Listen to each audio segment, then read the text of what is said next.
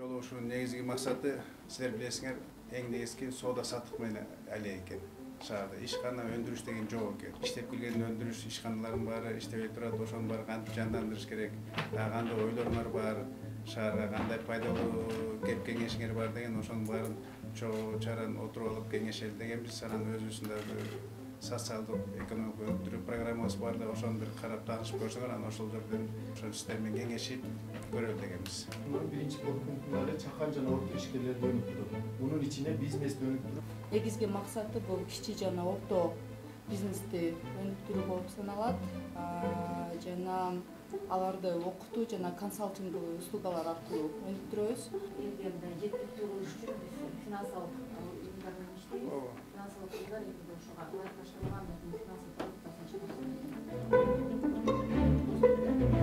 Кийинкиси ошол азыркы Анан экологиядагы аябай маанилүү биз үчүн.